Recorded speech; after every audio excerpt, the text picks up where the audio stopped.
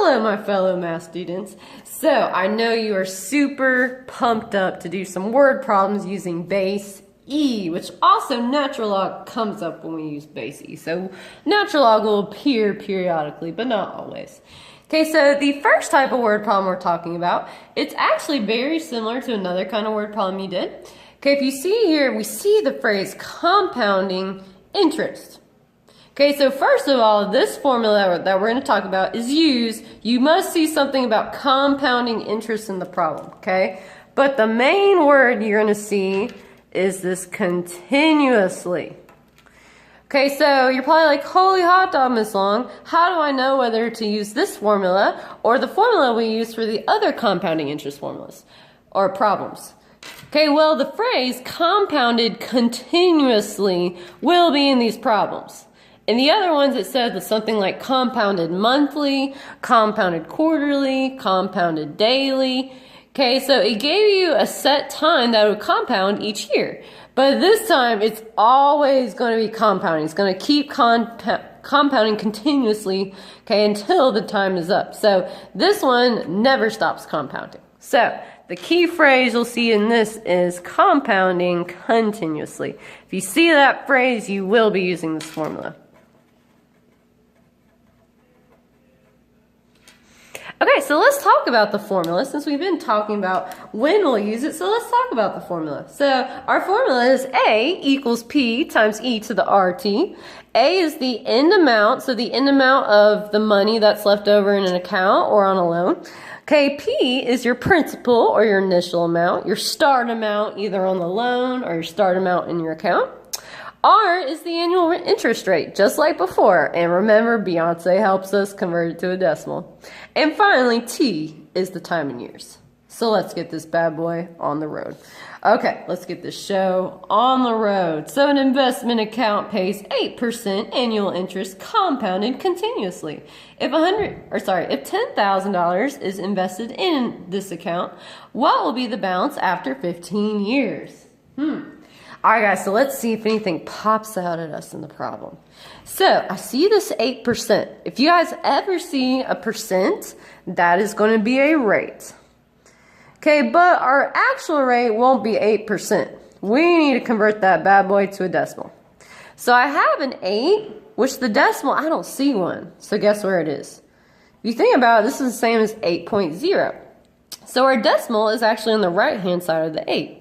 So now, let's move our decimal over to the left, Okay, so I have one empty spot, so I put a 0 in. So my rate's going to be 0.08, or if you want to add the 0 on the end, you can. It means the same thing, but you don't have to. So I'm not going to put it on there.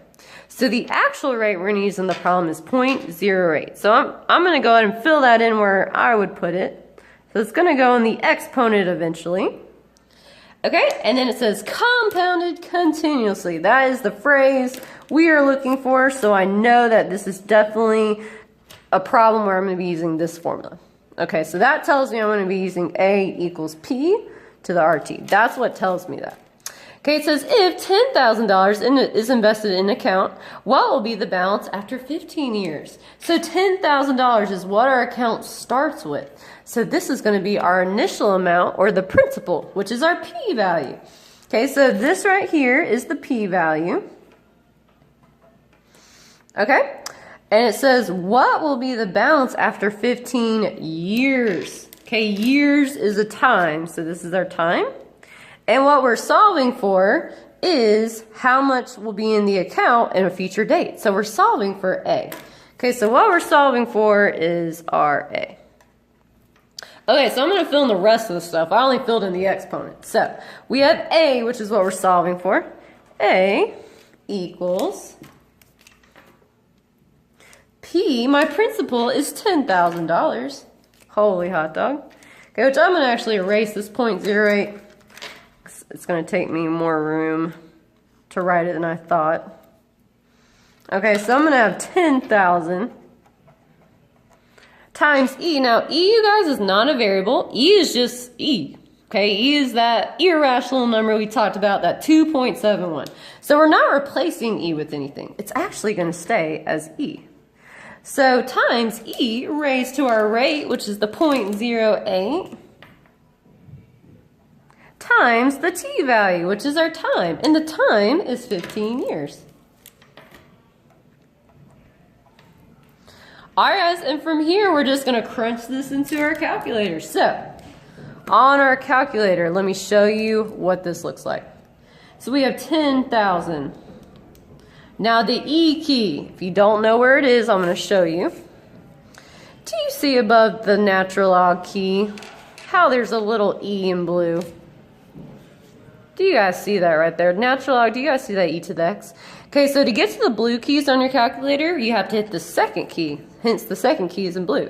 So I'm going to hit second, and I'm going to hit this button, and watch what happens. Bam! That's where E comes from. So that's how you get to E on your calculator. All right, so it'll be E, and then raised to the 0.08 times 15. All right, and remember, you guys, since we're dealing with money, first of all, our units better be in dollar signs. And secondly, since we're dealing with money, we're always going to round these problems to 2 decimal places because change is in hundreds. Okay, you have 9 cents out of 100. Or you have 55 cents out of 100. Okay, when you get changed back, it's like $1.49. So your money needs to be rounded to 2 decimal places. So I'm going to look out here and see what is going to get bumped up or not. So I want to round to 2 decimal places, so I'm going to look at 3 to determine what will happen. So my 9 is above 5, so it'll bump up that 6 to a 7. So my final answer, I'm going to throw the dollar signs in there before I forget. Luckily, I'm writing green, which is so appropriate since we're talking about dollar signs.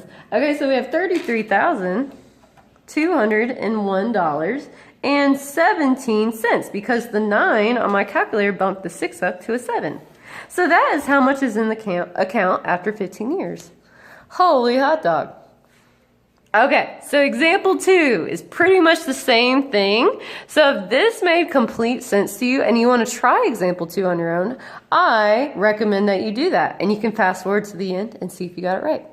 Alright, so this one says find the account balance after 15 years if $500 is placed in an account that pays 3.3% interest compounded continuously. So again, do you see this phrase right here? This is telling me I'm going to be using that formula, that compounded continuously. Okay, let's see what else pops out at us in the problem.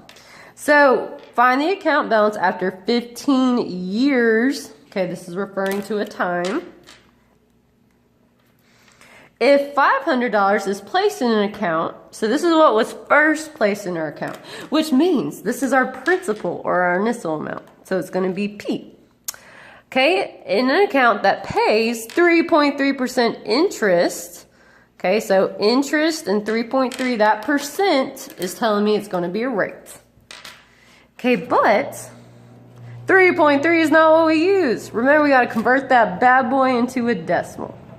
So I'm going to take my decimal point and go to the left, to the left. Okay, so my decimal is going to be 0.033. That's what I'm actually going to use for my R value. Okay, so let's go ahead and solve this problem. Okay, we want to know how much is in the account after time in the future, so we're going to be solving for A again. Alright guys, let's set this up. So we have A equals our principal, which is $500. 500 times E to the R, which is our rate, which we said was 0.033,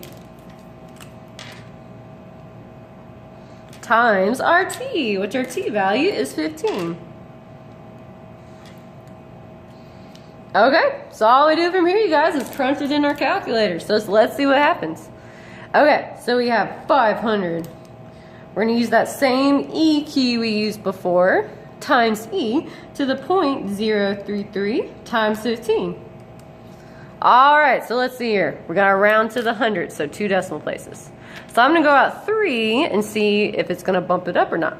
So that 9, since it's above 5, will bump my 4 up to a 5. So it'll be 820.25 for my final answer. Yay! Okay, I'm going to throw my dollar signs in there in my final answer, because remember we need our units. So $820.25.